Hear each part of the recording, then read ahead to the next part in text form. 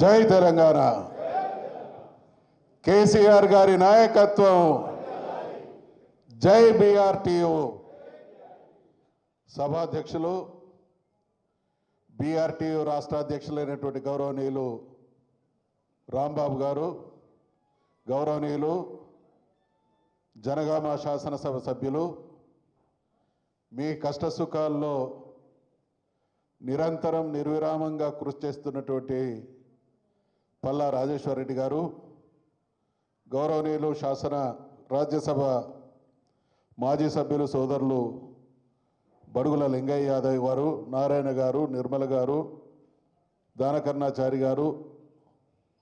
మునవర్ గారు, మహేందర్ గారు, రామ్మూర్తి గారు, వేదికను అలంకరించినటువంటి వివిధ సంఘాలకు సంబంధించినటువంటి పెద్దలందరికీ, మేడేను పురస్కరించుకొని ఇక్కడికి విచ్చేసినటువంటి కార్మిక వర్గ సోదరులందరికీ, పాత్రికేయ మిత్రులందరికీ హృదయపూర్వకమైనటువంటి అభినందనలు, ధన్యవాదాలు తెలియజేసుకుంటూ, శాసన మండలిలో బీఆర్ఎస్ పార్టీ తరఫున ప్రతిపక్ష నాయకుడిగా కొనసాగుతున్నటువంటి నేను రాంబాబు గారి నేతృత్వంలో మీ అందరూ కార్మిక పక్షపాతులుగా చేస్తున్నటువంటి కార్యాచరణకు, మీ సమస్యల పరిష్కారంకు ఇప్పటి నుండి నేను కూడా కలిసి పనిచేస్తా అనేటువంటి విషయాన్ని మనవి చేస్తా ఉన్నా. మేడే ప్రపంచ కార్మిక లోకానికి వెలుగు నింపినటువంటి దినం మాత్రమే కాదు, ఒక్కసారి చరిత్రను సింహావలోకనం చేసుకుంటే 19వ శతాబ్దం 20వ శతాబ్దం ప్రపంచంలోని అనేక దేశాలు పరాయి పాలనలో మగ్గుతున్నట్టు వేళ సామ్రాజ్యవాద శక్తులు ప్రపంచాన్ని తమ గుప్పిట్లో పెట్టుకొని ఆనాడున్నటువంటి ప్రపంచంలోని అనేక దేశాలను పీల్చి పిప్పి చేస్తున్నటువంటి వైనాన్ని మనం చూసినాం. మరి అటువంటి పరిస్థితులలో మానవ జాతి పరిణామాన్ని కనుక అర్థం చేసుకుంటే, ఆది మానవుడిగా సేకరణ దశను చూసినాం, తదనంతరం మానవ జాతి మొత్తం సంచార జాతిగా బతికినటువంటి రోజులను చూసినాం. ఆ తదనంతరం కాస్త నాగరికుడికై వ్యవసాయం మొదలుపెట్టి స్థిర నివాసాలు ఏర్పాటు చేసుకున్నటువంటి కాలాన్ని చూసినాం. ప్రపంచంలో మానవ జాతి పరిణామంలో 90-95% జీవితం ఈ 3 దశలుగా గడిస్తే, మానవ జాతిని ఒక కుదిపి శరవేగమైనటువంటి అభివృద్ధికి తావిచ్చింది యాంత్రీకరణ, పారిశ్రామికీకరణ. పరిశ్రమలు స్థాపించబడి సంపద సృష్టించబడేటువంటి సందర్భంలో సంపద సృష్టిస్తున్నటువంటి శక్తులుగా ఆ సంపద సృష్టించడం కోసం జీవితం అంటే పనిచేయడం, జీవితం అంటే గౌరవప్రదమైనటువంటి జీవితానికి దూరంగా బ్రతకడం అనేటువంటి స్థితి కొనసాగుతూ ఉంటే, దానికి వ్యతిరేకంగా ప్రపంచంలో ఉన్నటువంటి కార్మికులందరూ తమ కష్టానికి తగినటువంటి ప్రతిఫలం దక్కాలి, తమ శ్రమ దోపిడీ తగ్గాలి అనేటువంటి ఆలోచన పర్యవసానమే మరి చికాగోలో జరిగినటువంటి కార్యక్రమం. ఆ తదనంతరం మేడే రూపేణ ఇక్కడ మనం జరుపుకుంటున్నటువంటి ఈ కార్యక్రమంతో పాటు ఉద్యమం శక్తిగా మారితే పరపాలనను పంచలు చేయొచ్చు అనేటువంటి భావన ప్రపంచ ప్రజానీకంలో కలిగించి అనేక దేశాలు విముక్తం కావడం కోసం మార్గం చూసినటువంటి సందర్భం ఈ మేడే అనేటువంటి విషయాన్ని ఈ సందర్భంగా మనవి చేస్తూ ఉన్నాం. శ్రమ మనది, కానీ హక్కులు లేని లేదా పెట్టుబడిదారుల దోపిడీకి బలైతున్నటువంటి పరిస్థితికి చరమగీతం పాడి సాధించుకున్నటువంటి హక్కులను పరిరక్షించుకోవాలి, ఇంకా సాధించబడాల్సినటువంటి హక్కులను కూడా సాధించుకోవాలనేటువంటి ఆలోచనతో ప్రపంచవ్యాప్తంగా మేడేను ఘనంగా కార్మిక లోకం జరుపుకుంటున్నటువంటి తీరులో భాగంగానే మనం ఇక్కడ ఈరోజు కూడా జరుపుకుంటున్నాం. అయితే ఇటీవలి కాలంలో భారతదేశాన్ని పాలిస్తున్నటువంటి పాలక వర్గాలు ఇందాక మనం చూసిన కేంద్రంలో ఉన్నటువంటి ప్రభుత్వాలు ప్రైవేటీకరణ అనేటువంటి నిర్ణయం దిశగా ముందుకు సాగుతూ మళ్ళీ మనకుండేటువంటి హక్కుల్ని పెట్టుబడిదారుల హక్కు భుక్తం చేస్తూ ఇక్కడ ఉండేటువంటి ప్రజలు రెండవ శ్రేణి పౌరులుగా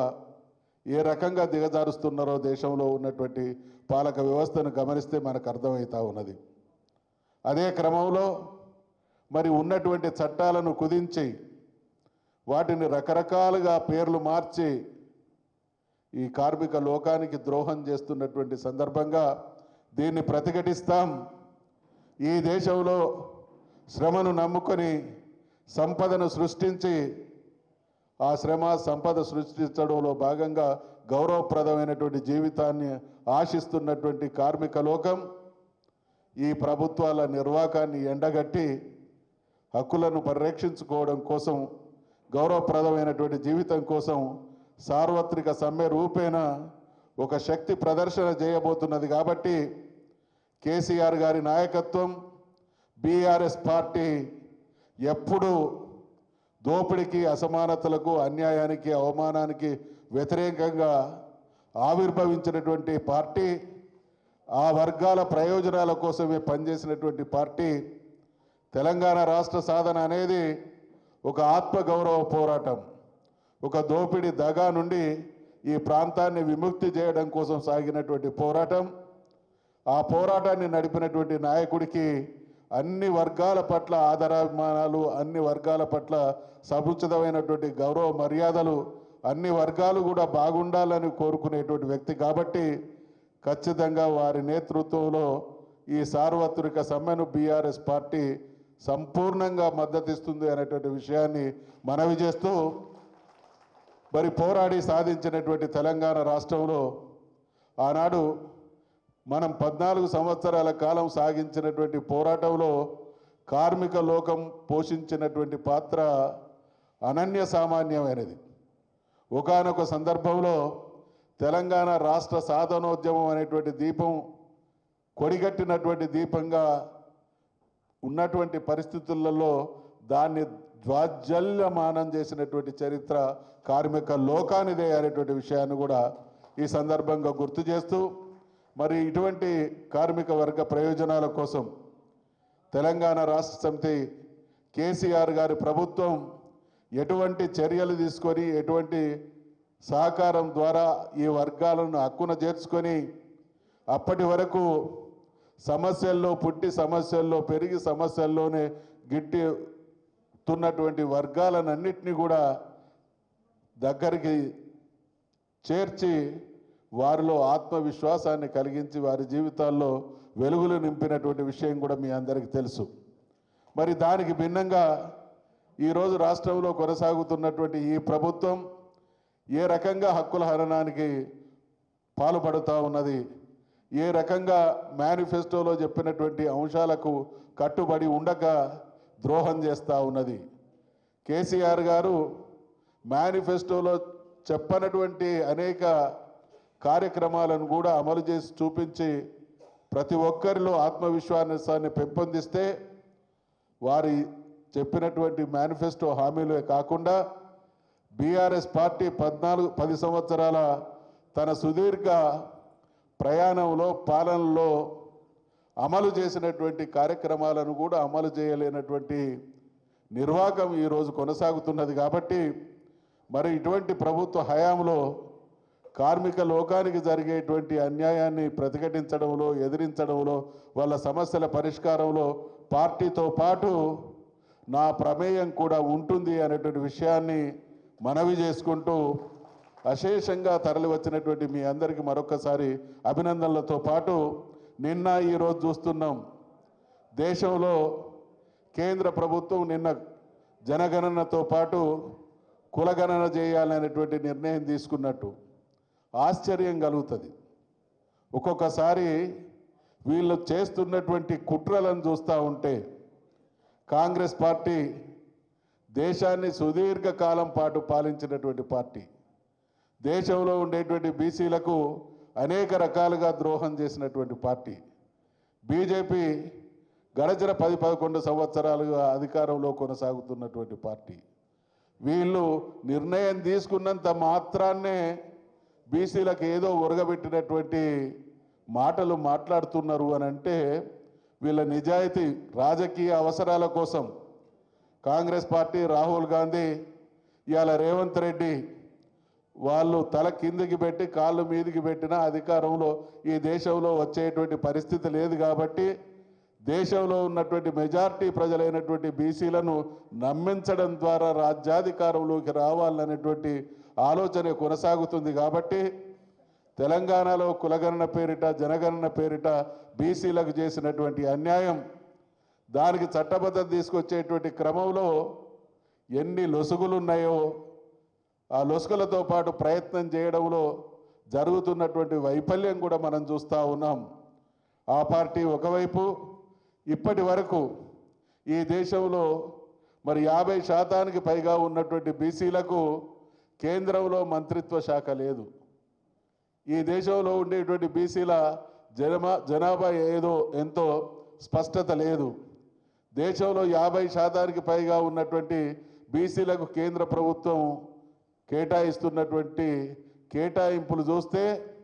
రాష్ట్రంలో కేసీఆర్ గారి పాలనలో జరిగినటువంటి కేటాయింపులలో దేశంలో పాలిస్తున్నటువంటి పార్టీ ప్రభుత్వం